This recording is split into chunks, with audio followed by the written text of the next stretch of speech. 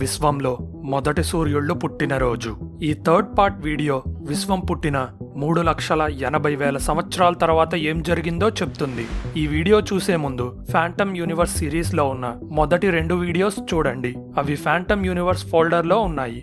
Link డిస్క్రిప్షన్లో ఇస్తున్నా. విశ్వంలోని కాంతిని అడ్డుకున్న కణాలు కలిసి పదార్థంగా మారిన తర్వాత కాంతి అనేది దూరాలకు ప్రయాణించగలిగింది. అప్పుడు కాంతి ఇక పదార్థంతో రియాక్షన్స్ జరపడం ఆపింది. ఈ కాంతి అంతా ఆరెంజ్ కలర్లో కనబడుతుంది. తర్వాతి 3 మిలియన్ సంవత్సరాల వరకు అంతే చూస్తూ ఉంటే ఈ ఆరెంజ్ కలర్ కాంతి చిన్న చిన్నగా రెడ్ కలర్ కాంతిగా మారుతుంది. ఎందుకంటే విశ్వం సాగటం వల్ల దాని మీద ప్రయాణిస్తున్న కాంతి కూడా సాగుతుంది. కాంతి సాగితే దాని వేవ్ లెంత్ పెరిగినట్టు. కాంతికి ఎంత ఎక్కువ వేవ్ లెంత్ ఉంటే అది స్పెక్ట్రంలో రెడ్ కలర్కి అంత దగ్గరగా ఉంటుంది, లేకపోతే రెడ్గా మారిపోతుంది. ఇక్కడితో విశ్వం ఆగలేదు. కాంతిని ఇంకా సాగదీసి రెడ్గా ఉండేదాన్ని మైక్రో మరియు రేడియో వేవ్స్గా మార్చింది. దీన్ని మన కన్ను చూడలేదు. సో ఈ టైం పీరియడ్ని కాస్మిక్ డార్క్ ఏజెస్ అంటారు. ఈ సమయానికి 4000 కెల్విన్ అంటే దాదాపు సూర్యుడి సర్ఫేస్ టెంపరేచర్ అంత వేడిగా ఉండాల్సిన విశ్వం 60 కెల్విన్ టెంపరేచర్కి పడిపోయింది. ఇలా పడిపోయే క్రమంలో ఎక్కడో ఒక చోట నీరు పుట్టాలి. ఎందుకంటే 373 నుండి 273 కెల్విన్ మధ్యలో నీరు పుడుతుంది. అంటే 0 నుండి 100 డిగ్రీస్ మధ్యలో. ఈ టెంపరేచర్ లిమిట్ ఇంకోటి పుట్టడానికి అనువుగా ఉంటుంది, అదే జీవం. కానీ ఇప్పటి వరకు మనం చూసిన ప్రతి జీవం నీరు లేకపోతే బతకలేదు. ఈ సమయానికి విశ్వంలో చాలా ఎక్కువ హైడ్రోజన్ ఉంది, కానీ అది కలిసి నీటిని పుట్టించడానికి కావలసినంత ఆక్సిజన్ లేదు.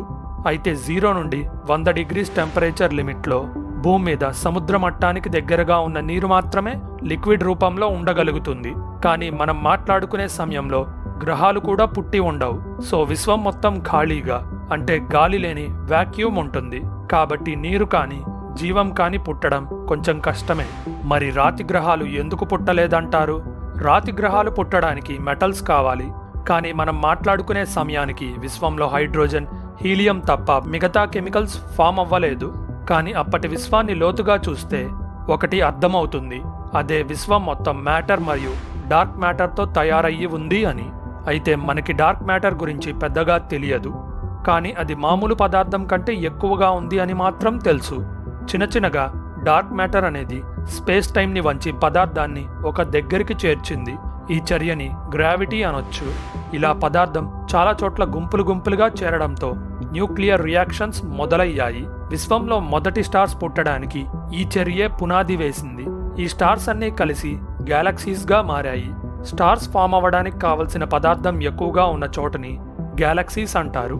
డార్క్ మ్యాటర్ వల్ల అనేక గ్యాలక్సీస్ మధ్య కనపడని కనెక్షన్స్ డెవలప్ అవుతాయి.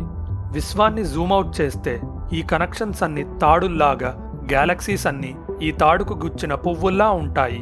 వీటిని గ్యాలక్సీ క్లస్టర్స్ అంటారు. కొన్నిసార్లు ఈ తాడు మెలికపడి గ్యాలక్సీ క్లస్టర్స్ గుద్దుకున్నప్పుడు కొత్త గ్యాలక్సీస్, స్టార్స్ పుడతాయి.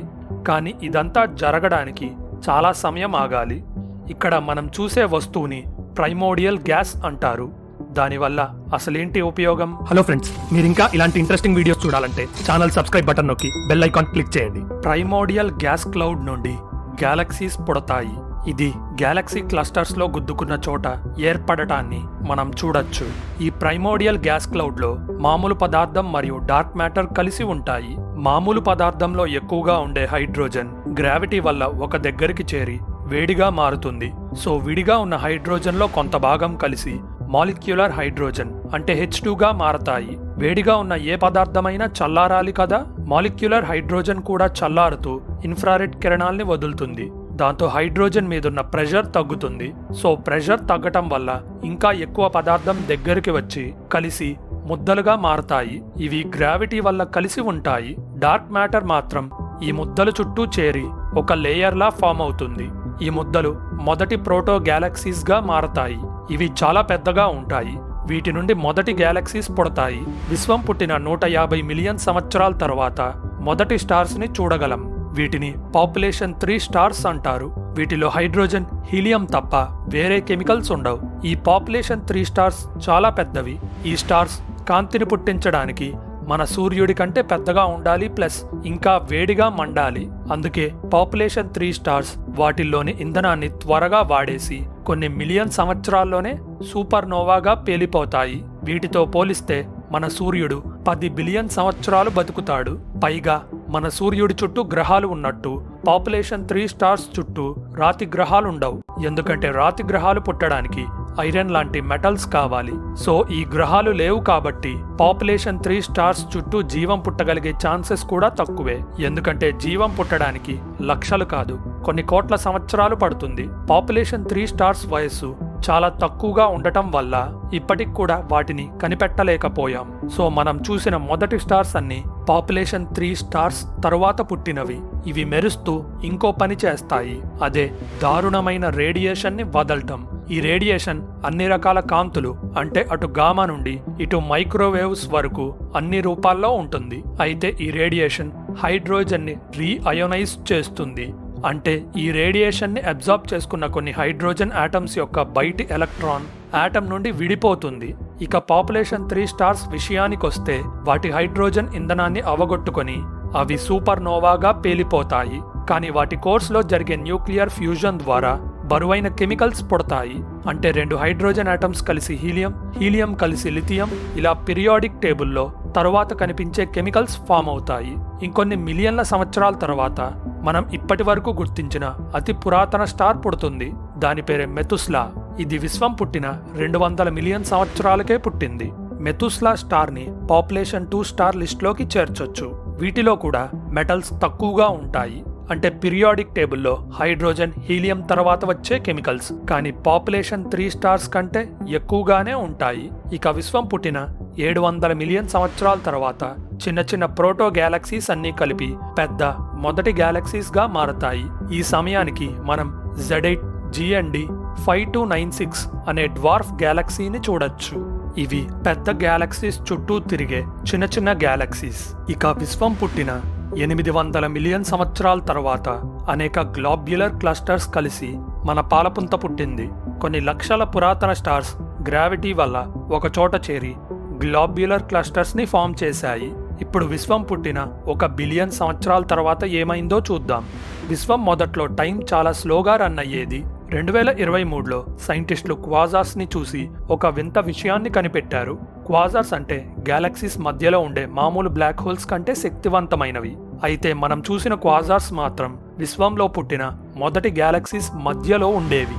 వీటిని చూసిన తర్వాత విశ్వం యొక్క మొదటి స్టేజెస్లోని సమయం ఇప్పటి సమయం కంటే 5 రెట్లు స్లోగా గడిచేది అని తెలుసుకున్నాం. ఇలా చూసుకుంటే అసలు విశ్వం పుట్టిన వెంటనే సమయం గడవటాన్ని అర్థం చేసుకోవడానికి మన లెక్కలు సరిపోవు. ఇక విశ్వం పుట్టిన 4 బిలియన్ సంవత్సరాల తర్వాత మనకి దగ్గరలో ఉన్న బార్నార్డ్ స్టార్ పుట్టింది. అదే సమయానికి ఆండ్రోమెడా గ్యాలక్సీ పుట్టి పాలపుంతని ఢీకొట్టడానికి ప్రయాణం మొదలుపెట్టింది. ఇక 8.8 బిలియన్ సంవత్సరాల తర్వాత విశ్వంలో ఇంకో వింత జరుగుతుంది. విశ్వం సాగే విధానాన్ని రేడియేషన్ కంట్రోల్లోకి తీసుకుంటుంది. దానివల్ల విశ్వం సాగే వేగం అమాంతంగా పెరిగిపోతుంది. మీరు ఈ సిరీస్లో మొదటి 2 వీడియోస్ చూసుంటే రేడియేషన్ కంటే ముందు విశ్వం యొక్క సాగే వేగాన్ని ఏది కంట్రోల్ చేస్తుందో అర్థమయ్యేది. ఇలాంటి ఇంట్రెస్టింగ్ స్పేస్ ఫ్యాక్ట్స్ గురించి తెలుసుకోవాలంటే మన ఛానల్ సబ్స్క్రైబ్ బటన్ నొక్కి బెల్ ఐకాన్ క్లిక్ చేయండి. ఈ ఇన్ఫర్మేషన్ అందరికీ రీచ్ అవ్వాలంటే వీడియో లైక్ చేయడం మర్చిపోకండి. మీ సపోర్ట్ వల్లే ఈ ఛానల్ ముందుకు కదులుతుంది. So thank you for watching. This is your phantom signing off. See you in the next one.